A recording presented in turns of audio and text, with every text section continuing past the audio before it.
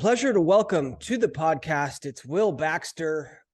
Will from England. Awesome. First Team England goal I ever had on the show. Also Division II All American. Will, welcome to the show. Good to be here. Excited for it. Yeah, love it. Well, like I said, it's going to be fun to talk lacrosse with you and talk lacrosse goalie. I'd love to hear where it all started. How did you even first step into the goal? You remember that story? Yeah, I was 6 years old. So thinking back, I don't know why I did it. I don't know what attracted me to the position. I think just the different equipment. I remember there being, thinking it's horrible. It's a big, massive chest pad back in 2002, and also a bright yellow abyss, if you remember that goalie head. I do. Yeah. Yeah, I do remember that one. yeah.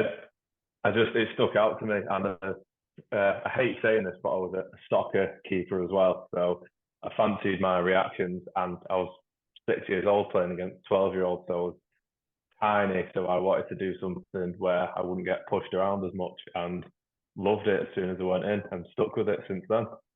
I love it. I know I talked with Katie Greenwood, she's has spent some time in England as well.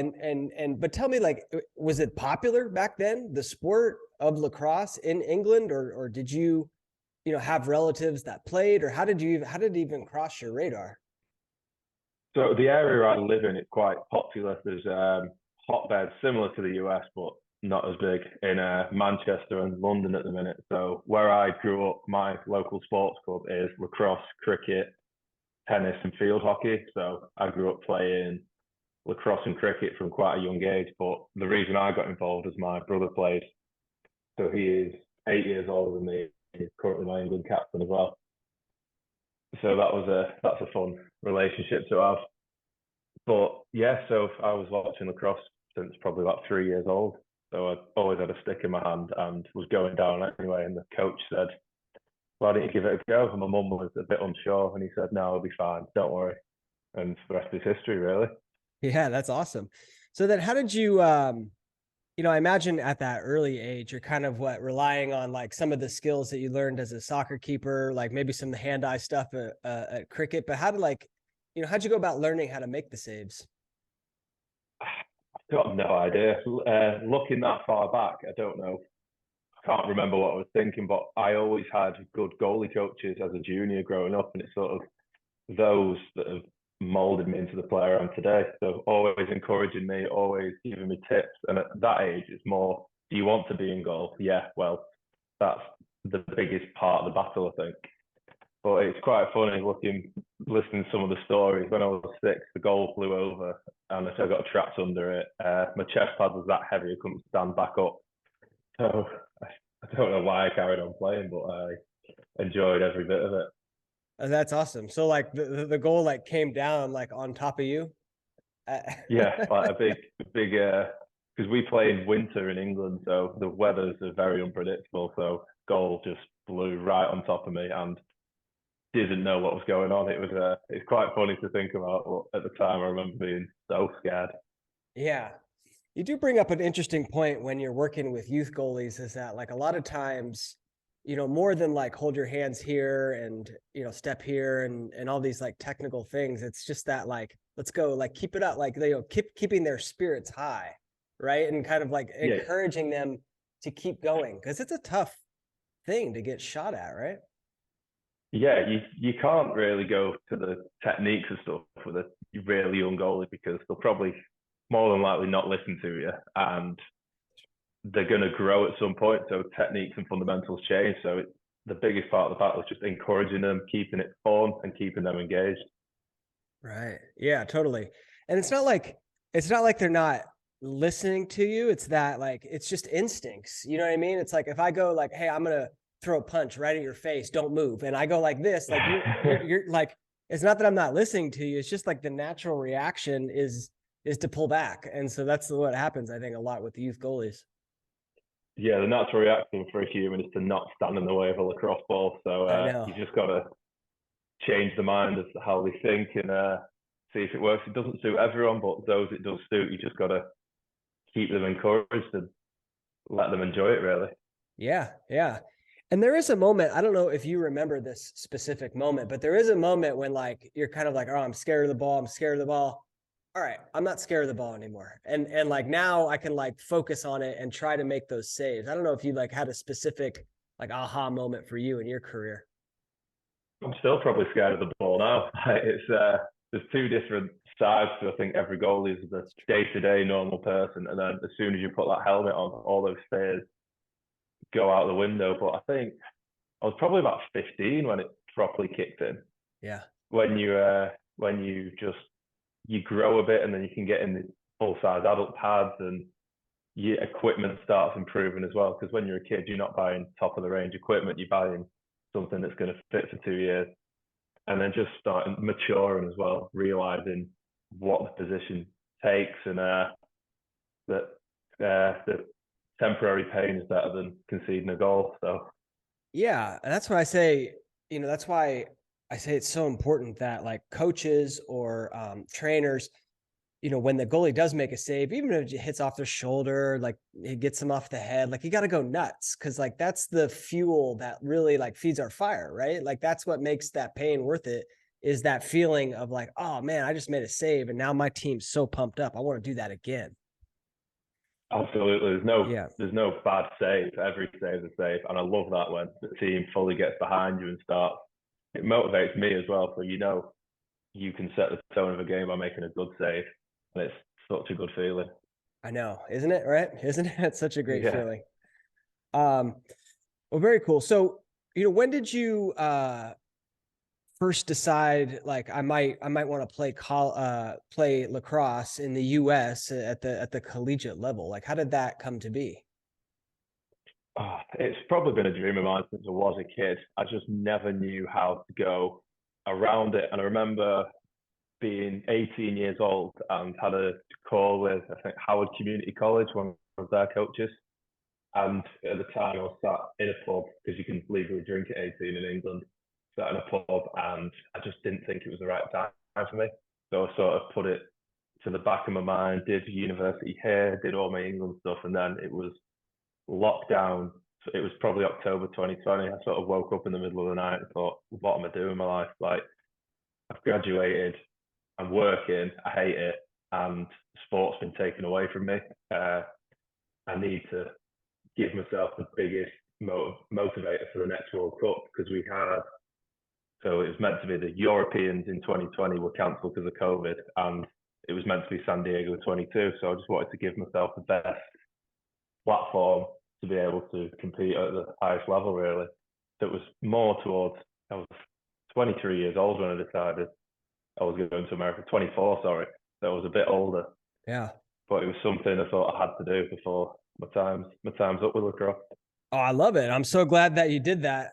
I know, and I kind of went out of order chronologically, but it's okay. We got to talk about the 2018 World Games because I forgot about that. But Yeah, let's just stick on this topic for a second. So I know there's a lot of goalies, maybe from England, maybe from other countries where lacrosse is not super popular, or let's just say outside the US that might want to play in the US. To what do you say to those goalies? Like if I'm a young goalie, I want to kind of do exactly what you did. How do I go? How do I even go about it?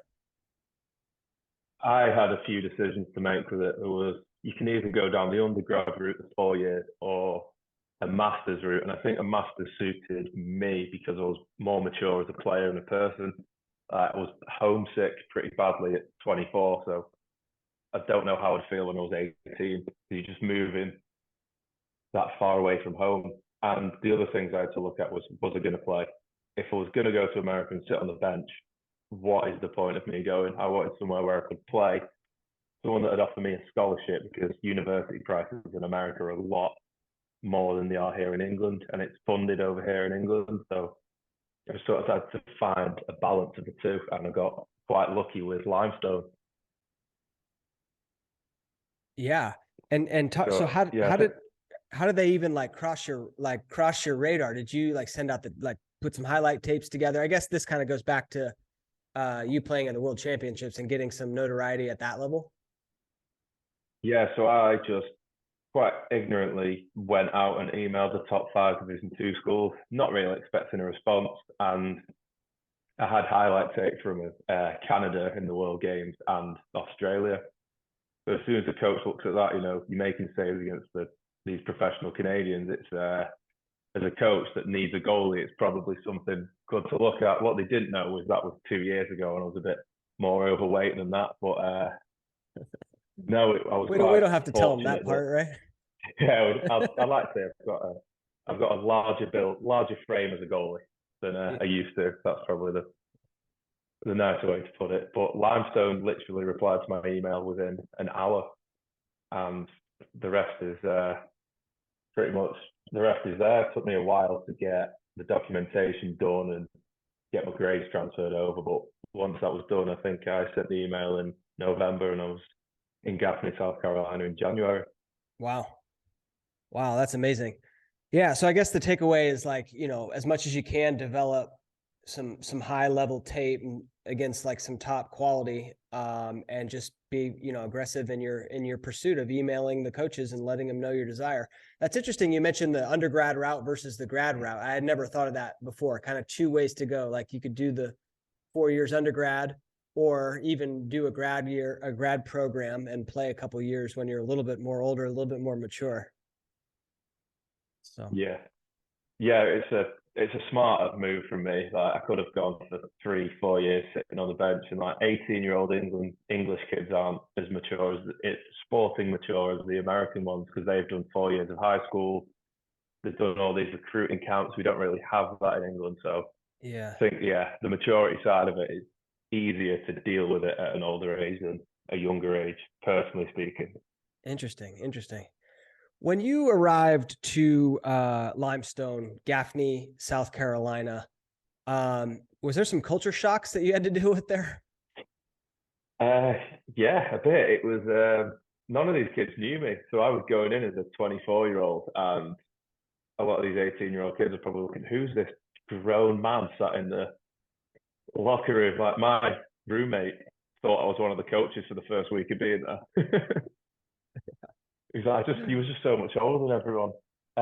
But in like personal culture, I've been to America a lot as a kid. Probably been 15, 20 times in the past.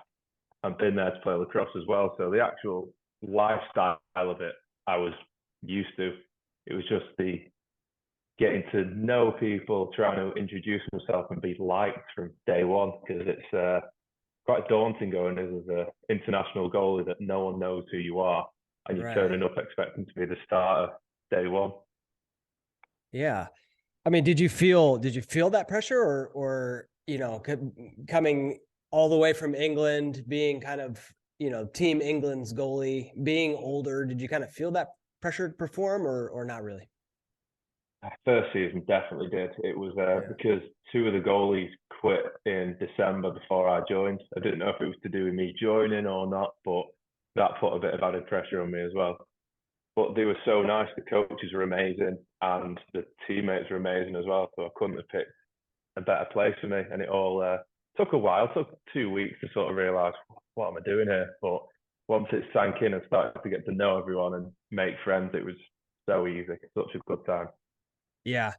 That's been my experience of most goalies I talk to. Like, every time, not all, but every time they find a program, or they land it with the team, it's just such a, like, the sport's beautiful, and like most of the teammates are pretty awesome, and they have such a great experience. Like I said, not all. Some get off on the wrong foot, but that's cool to hear. Well, let's back up. I skipped over the 2018 World Championships, where England did really well. 5th place finish. Yeah. Talk to me about that experience. Yeah, 5th in the world, which probably Americans and North Americans listening to this think, oh, 5th. But for us, 4th is our gold medal, because we're not, at the time, we have no professional players. None of us were sponsored players. Everyone worked full time. And we lost by 1 goal to Australia, which that's usually our final game. So when you lose a game, you get put into the lower bracket. So we missed out on the top 8 bracket. And then it's quite a tough time, because in Israel, we played 8 games in 8 days, which, thinking about it, I don't know how I got through it, and our 8 games are tough games. You know, we play USA, Canada, Haudenosaunee, Australia, and it was Scotland as well for the Blue Division. And then we played the teams trying to get into the Blue Division. So then we played a tough Ireland team, a tough Puerto Rico team, and then a tough Japan team. So we had 8 really tough games, but it was such a great experience. It was my first World Championships, and learned a lot of lessons from it as well. Some good things, some bad things, some things to work on. So I'm hoping I'm better prepared going into this one than I was in 2018. Yeah, I love it. Let's talk about some of those things you learned. What are they? The going to sound quite funny that your idols growing up are they've got the same goal as you. Don't expect them to be nice to you.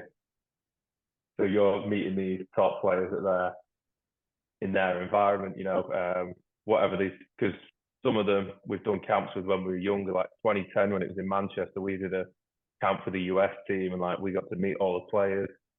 And when you're playing against them 8 years later, it's it's their business. So that's the first thing I learned. Don't fanboy over your idols.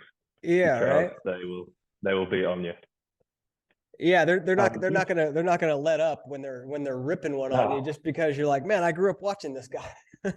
Yeah, it was quite tough to get your head around. You know, you're standing toe to toe with the players you've been watching score goals for years in the MLL, and then they're scoring on you for fun. So right, that's tough. The other things, it's just that ability to forget what's just happened and focus on the next game. You know, it's easy to get hung up on the highs and easy to get hung up on the lows, and you've just got to forget it. It's tough. Like, you've probably had the best game of your life, and then you go in again the next day and could have the worst game of your life. You know, you just got to just have that mental battle with yourself to like, right, new day, new start. right. So that's probably two lessons. Yeah, and that's very different than like collegiate lacrosse, where you kind of have like a whole week of practice to kind of like clear out a bad game or the other way, kind of ride a high. But I mean, you're going right back at it the next day against a very tough team. So it's like you got to get right back in it mentally very quickly. Yeah, and it's tough as well. Like, it's not a holiday. You've got to remind yourself you're not on holiday. You're there to win lacrosse games, and all our games are at night. So you've got all day in the hotel, sort of killing time before the game. So it's tough, but it's fun, and I'd love to do it time and time again. Yeah, why'd they have them at night? Just because of the time difference to be like in the US? I think a lot of it was that. I think the heat as well. So they wanted the Blue Division games to be later in the day so all the other teams could watch it, but also to avoid the heat, playing in the heat, really. Yeah, but I think a mixture of things. Gotcha. Cool. Well, congratulations on that 5th place finish. That's a pretty awesome accomplishment. Like you said, for a bunch of guys who have regular jobs and no professional players. You guys got professional players now? We've got one, Christian Scarpello of the Water Dogs, is currently in our roster. He played for us in 2018 as well. Good guy, and his dad is now the head coach. So really looking forward to seeing him play. Let's go. Let's go. Yeah, let's go. Love it. You mentioned, kind of growing up or at least in 2018, you had to face these guys that you'd seen watching the MLL. When it comes to goalies, were there some goalies that you really enjoyed watching at the pro level or even college level? There's a few. So there's a lot of my idols are domestic English-based goalies, because before social media was bigger, that's who you grew up watching. Sure. So in England, my current goalie coach, Ben McAllister, was England goalie for 4 World Championships, and he was my talent pathway coach as well. So I've been working with the same coach for, almost 15 years. Wow. And I got to watch him play. He plays the same team as my brother and the same England team as my brother. So I was always growing up watching him. And now to have him as my coach is amazing, because he's lived what I want to live. So having his advice it's incredible. And on that as well, the first goalie I ever watched growing up in England, I don't know if you've heard of him before, John Marr. He's got 2 records. I think he's made the most saves in a World Championship playing for Scotland against Canada. And he's also the oldest player to play in a World Championship. I think he was 68 in 2006. 68? Yeah. No way. 68 years old. Yeah. And he used to work. He used to play like a box goalie in field, and he wasn't scared of the ball. So I was 6 years old watching this man headbutt a ball away, throw his hand, throw a foot at it, anything he could do to save the ball. So growing up, he learned not to be scared of the ball because it was normal. Like seeing this man do it. I think it was 2006, but he was definitely 68 as a backup goalie in the World Championships. You think he's amazing. Most people are retired from the jobs at that point, but he was still going. Yeah. All right, I'll look him up. I'll And look him up. John Marr. John Marr, he's in his 80s now, but he's still going strong. All right. Not playing lacrosse though, as you can imagine. Yeah, yeah. But then Go ahead. MLL level, Dylan Ward. Okay. Watching him in Denver in 2014, didn't know who he was. I think he played at a small school, and I wasn't really watching much lacrosse at that point, but just seeing his goal presence, like he's so big, and like half a step of his is the step of a normal goalie, and just his angles play for being an indoor goalie. Seeing that aspect was just amazing. It seemed like everything slowed down when he made a save. And then playing against him in 2018, when I had to shake his hand at the start of the game, it was that was a proper fanboy moment. But I had to turn the switch, like, right, you've met him, get on with the game. Love it. So, yeah, those are the three that probably impacted the game the most growing up. Awesome. I had Dylan Ward on the show, episode 3. And like I'm just starting out. Like I'm just starting out in my podcasting career, and I'm like, all right, I'm gonna go for it. I reached out to Dylan Ward, and he's like, I'm in. And I'm like, I had no idea what I'm doing as a podcaster. And I just wanted to talk with these goalies, and I'm like, now talking to one of the best in the world. My 3rd episode in, I'm like, all right, this is working. And he was awesome. He was so great. So he's a great guy. Amazing. Love that. And he was meant to play on, because I played in the Sixers in Alabama this year or last year as well. He was meant to be on the squad, but I think he broke his thumb just before it. So I was excited to see how he plays Sixers, but Dobson and Jake Porter did a good job. Yeah. But yeah, I'd like to have seen how Dylan Ward adapted to that style. It would have been fine, no doubt, but that's one thing I was looking forward to leading up to the tournament. What do you think about that Sixes format as a goalie? I love it. It's you've not got time to stop and think about things really. So in field, it's easy to, if you're playing a game and you're beating a team and the ball keeps going in, or the ball you don't have the ball, say your team, it's easy to just get bored and get cold. But Sixes, you've not really got a choice. It takes thinking out of the game, and you're not expected to make a save really. So every save you make is like a massive save. I loved playing in it. It was such a fun tournament, and it suits my style, like just shot after shot after shot. Your save percentages go down, but anything above probably 30-40% is a very good game. So I just tried to take the positives out of it. Watching how the PLL did it, I don't think I'd be a fan of that too much, but the international Sixes rules I loved. What I gotta be honest, I don't know the difference. What's the difference? I think the PLL, they added a 2-point arc at 13 yards. So right. Yep. So when you've got shooters shooting, they shoot that shot normally. When they're doing it with no poles, time and room, it's a lot more difficult. And did you see the picture of Brian Phipps's legs after it? Oh yeah. Yeah, all the bruises. I didn't get that many bruises in Alabama, so I don't know if I wasn't making enough saves. But there you go. Seeing the state of his legs after it, I felt bad for the goalies watching that, because I know that's not what Sixes goalies is. The PLL just made it a spectacle, which it was fun to watch, but for a goalie, right? Yeah, terrible.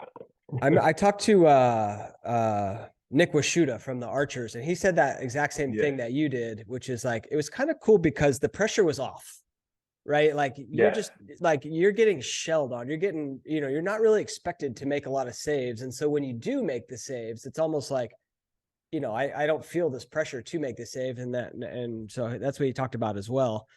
And To your other point, to me, it's kind of more like, you know, I don't know if you played any basketball, but I played basketball growing up, and like you're always in the flow of the game. You know what I mean? Like if you get scored on, you just take the ball out and you go, and you just keep going back and forth. So it's less time to think. You remain a lot more present, and that's what it sounds like sixes is for the goalies. Yes, you don't have time to think, and that's why I think it's amazing. It takes all the not takes the pressure off you, but not having to think about like after every goal where you bring your defenders in, like what could we have done there?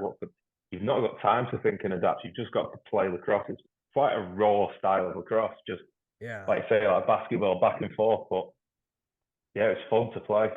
Yeah. That's all I can say about it. And you mentioned it suits your style. What is there like a particular style of goaltending that you use that you think suits it, or were you just saying that like I'm used to seeing a lot of shots? A bit of both.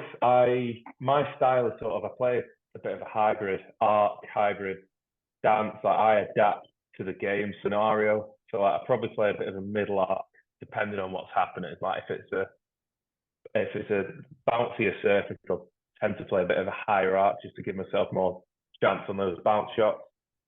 And I try and step up as much as I can at the angles as well. But it's about like recognizing your shooters. Like when you play, like when we play Canada, for instance, they're always looking for that one more pass. So you know, if you step up, you're exposed on the backside. So it's Right. just adapting to that. And like if teams are shooting low a lot more, thinking your hips a bit lower but putting your hand a bit higher, those sort of little things, just adapting mid game rather than sticking with the same style throughout. That's so interesting. Yeah. It's something the arc play in particular is something I've talked about with goalies quite a bit. And you're seeing a lot of goalies. I watch a lot of college lacrosse, and you're seeing a lot of goalies in college do it now, where it's kind of like that hybrid arc you talked about, where like at certain moments they'll come out and like challenge the shooter, right? And they may be a low arc goalie in all the other moments, but it's kind of like a feeling like this is the time I'm going to come out and challenge the shooter. For you, it sounds like it was that exact same thing, just a feeling. Yeah, I relied on as I said before, my frame. Like I'm not this I wouldn't say my reactions are like lightning quick, but I know I can read a shooter and I've got a bigger frame on my side. So for me, stepping up just took a bit of that angle away. So Yeah. that suited me a lot rather than sitting on my goal line and getting a piece of the ball and it bouncing in. You know, I wanted to make the attacker decide where they were shooting rather than me letting them just put it where they wanted. Yeah, I love that. I love that. And then that other point of like, you know, a lot of teams make adjustments mid game. Like, why not make adjustment as a goalie? Like, if you see a lot of you're letting in a lot of low shots, like make that adjustment, right? Don't just keep beating a dead horse, so to speak. Exactly. That's something I picked up like only in the last probably year or two at Limestone. I had a good goalie coach in Bernlor. He understood it. He didn't change how I played lacrosse. He didn't change my movement. He just changed little things like positioning wise. Give this a go, give that a go. And every time he told me something, it worked. And then he just gave me this smug look like, this man might know what he's talking about. Well, nobody's So yeah, I talking wish I'd have about. known that a lot earlier. Yeah. Well, hopefully people listening to this take that one in, because I do feel like Yeah. I do feel like there's a lot of goalies, you know, I was probably one of those goalies where like if something wasn't working, I'm like, well, it's not my day. Or I was letting in a lot of goals. I would just be like, yeah, I'm not seeing it, or it's not my day, and call it a day. But there's certainly adjustments you can make in terms of setting up in your stance, in terms of your arc play. Probably other things I'm not thinking of, but yeah, that's cool. I love that. And I was gonna say, work it did. D2, you know, all in 2022 All-American honorable mention. Congrats on Yeah. that. I mean, talk to me about your final season at Limestone. Thank you.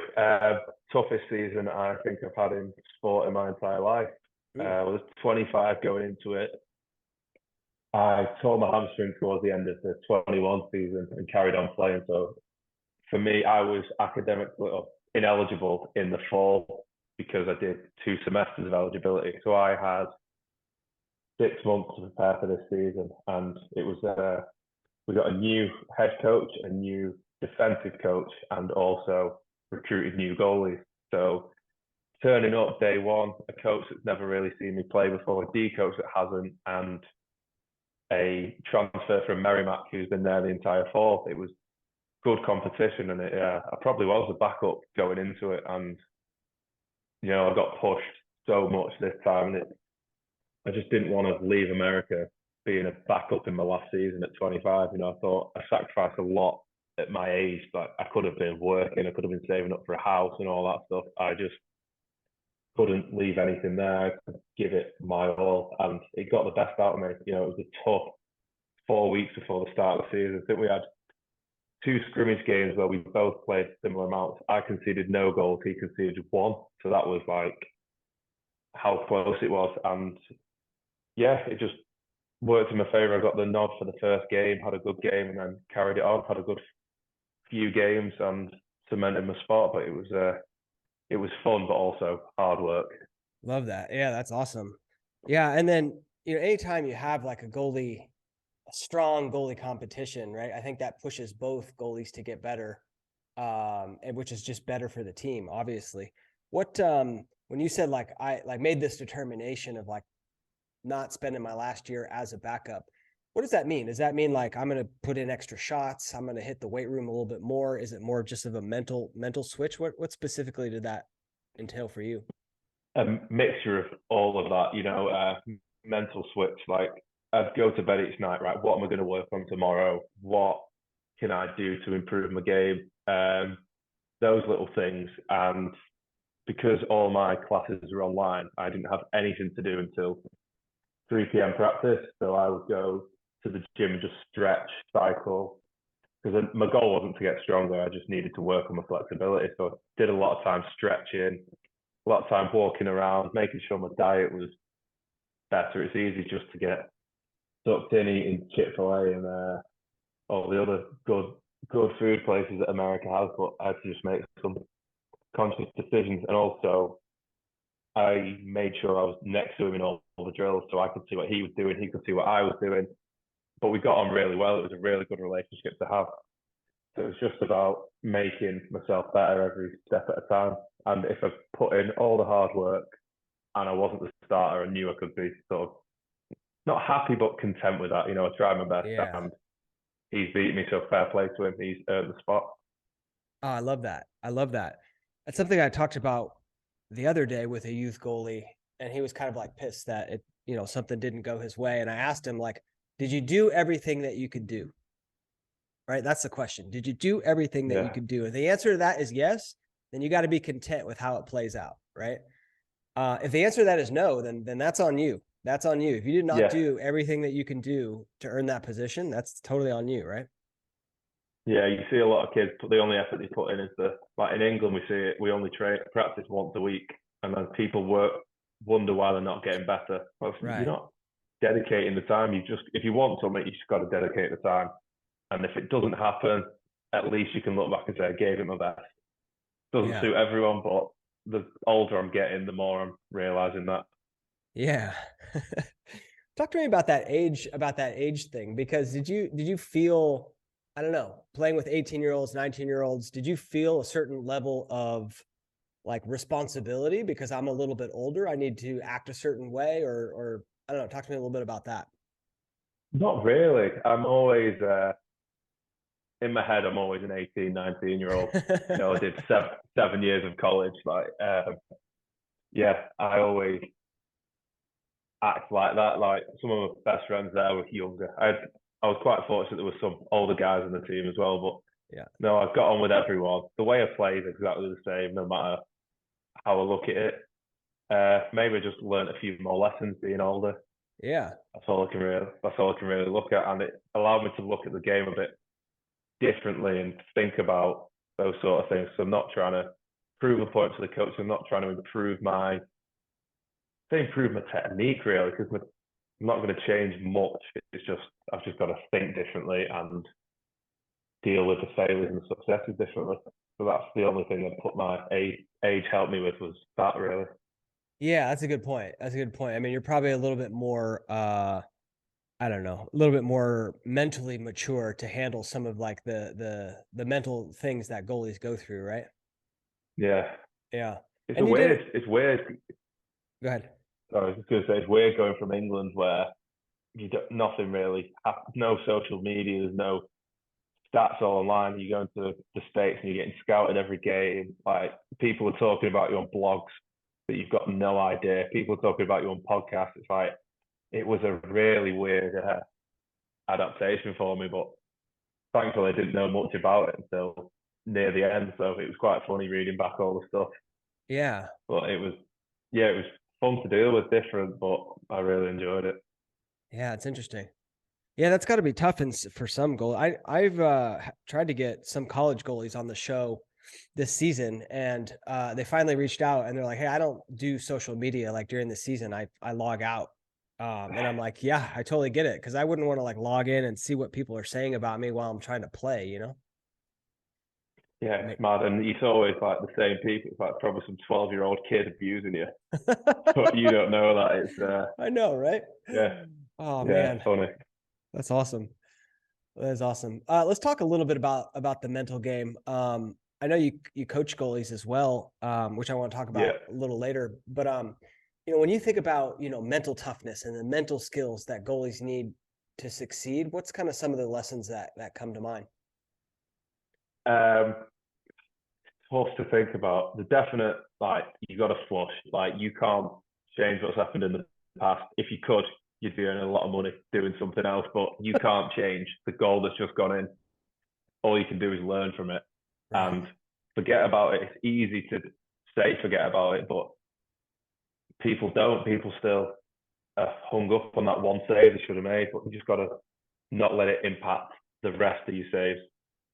So that's probably the first thing I think about. The second one, um, a lot of my younger years, I put a lot of pressure on myself, thinking I had to prove a point, I had to show them I could do it. But the older I get, I realize it's just a game. I've just got to enjoy it all. Like, your family still love you, your friends still love you, like you, whatever, and you've just got to enjoy it while you can.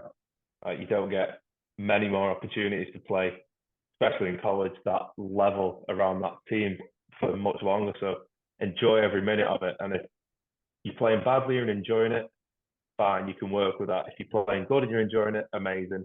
But as long as you've still got that sense of enjoyment, I think it benefits you in the long run.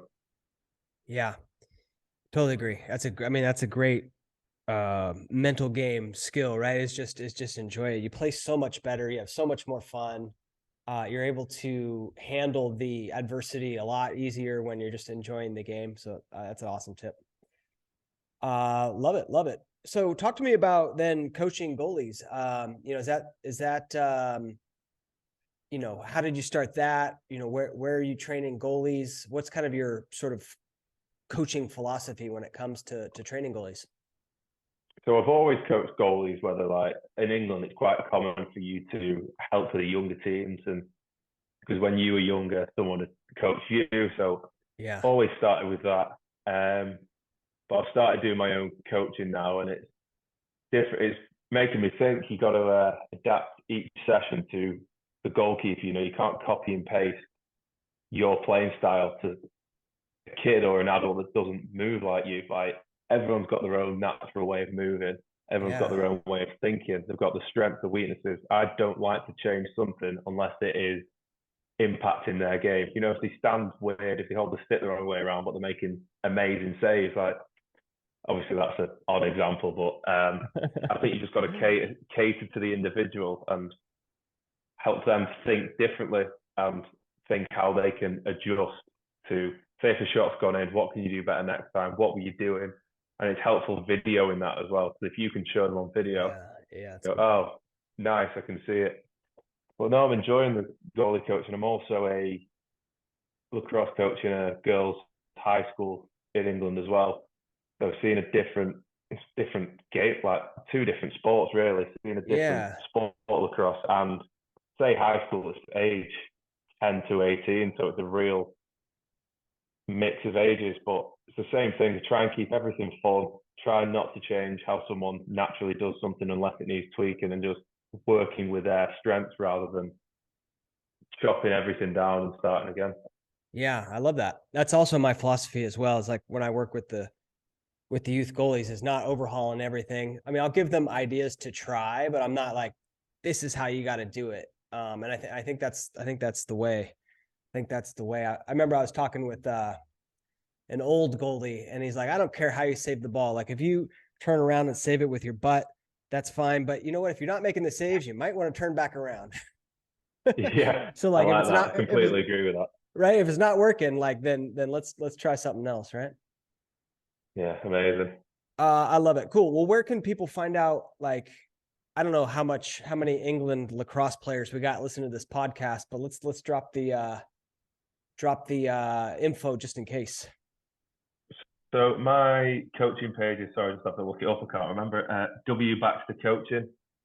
So I just started this up recently, just because my social media is private because I work in a school. I wanted to be able to post things to start helping people. So I thought the best way to do it is just create a coaching page, and I'm enjoying it. And it's amazing. Like I put a video of myself up, and I'm critiquing my own technique and adjusting that. Oh, So it's more awesome. of a learning curve for me than anyone else, really. But yeah, Awesome. W Baxter Coaching. Yeah. Yeah. I mean, I started doing kind of the same thing with Lax Goalie Rat like 5 years ago, and keep going, man, keep going, because Yeah, one, it helps out the goalie community, and the goalie community is very small, and I'm always trying to like lift it up. So the more people posting like cool clips and hyping up goalies, the better we're gonna be. And then, like you said, it helps your own game. It helps your own game. Like I know exactly. so Yeah, much more about the position than I did back when I played in college because like I've analyzed and studied and have to explain things. So that's cool. yeah, it's exactly what you said. It's explaining something. It's easy to show someone, but if you can explain it and break it down step by step, it just makes it more simple for people to understand. But thank you for setting up that goalie rat. I think most goalies in the community follow you, and it's an amazing thing to see people that struggle. Like when you did the bruises, everyone send their best bruises, seeing all these ones. Like, oh, I've had one like that. It's actually quite fun to see, and it's a mixture of there's some funny stuff in there, there's some serious stuff. Like it's a really good mix, Thank and it's you. helping a lot of goalies.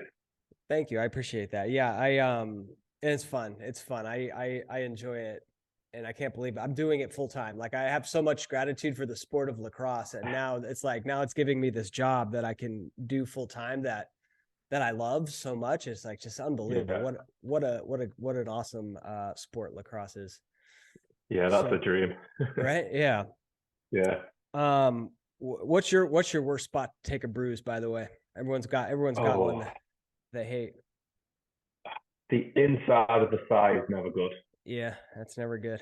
Inside of the thigh, and I had a bit of a not a technique malfunction, but in the season I was driving on off stick side shots. I was driving my bottom hand towards like the off stick hip shots, and I kept getting hit in the forearm there, and that hurts because it's your entire like the muscle that moves your Yeah. arm. So yeah, forearm later in life, I had to get a little pad made and tape it on every day just to counteract that. But those are the two worst spots I think I've received a shot.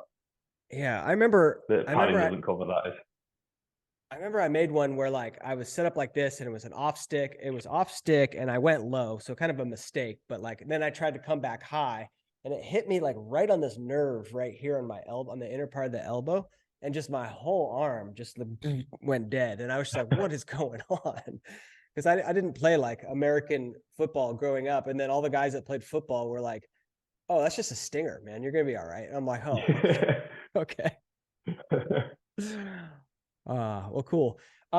So we got the World Games coming up 2023, end of June in San Diego. I'll see you there, man. I'll be there. oh, amazing! Looking forward to it. Are Yeah, you there as a spectator just as a fan? spectator. Yeah, just taking it in. Amazing. I'm gonna try and get a media pass and capture like as much cool goalie footage as I can. But I don't know. I don't even know how that works. A lot of times you can just sneak Yeah, down. that'd be amazing. A lot of times you get if you kind of act like you're supposed to be there, like no one says anything. Yeah, my advice, but or my experience, but we'll see what happens. a lot of people are volunteers anyway at them tournaments, so just walk in and out like you're meant to be there. Yeah, exactly. It's an attitude. Anyway, what are you doing right now to prepare for that tournament? A lot of stretching. Sounds very boring. A lot of working on sort of previous injuries to try and make sure they don't happen again. Yeah. A lot of that footwork stuff as well. I think I like stepping to the ball, attacking the ball. So a lot of ladder drills and footwork stuff. And because it's sort of low impact on the body as well, it's about maintaining at this point. And then just seeing extra shots. Like we've got quite funny, there's a group chat of goalies in Manchester that we go and do. Not had the first one yet, but they did it last year, just weekly shooting sessions, little things like that on top of practice, just to stay sharp, really. Yeah. And do you guys, as a team, get to practice together, or are you going to do like a training camp, or how does that work? So how it works with the team, because we've had overseas head coach who've been having training camps once a month, but they've been 2 6-hour days every month, Oh, wow. which that's a lot of lacrosse in a short time. But Right. coming up now, we are probably going to be practicing midweek quite a lot. Like we've got a practice Saturday, followed by 2 games Sunday, and then we've got a lot of practice. Yeah, like just trying to squeeze stuff in where we can, because if a lot of us are around the same area, it's like, right, let's go have a shooting a goalie practice. And our Pat Scarpella, the head coach, is I think moving to England in May for a month or two in the lead up. So we're just going to try and hammer as much as we can. Not a lot of official team practices, but some just little things to try and give ourselves the best chance.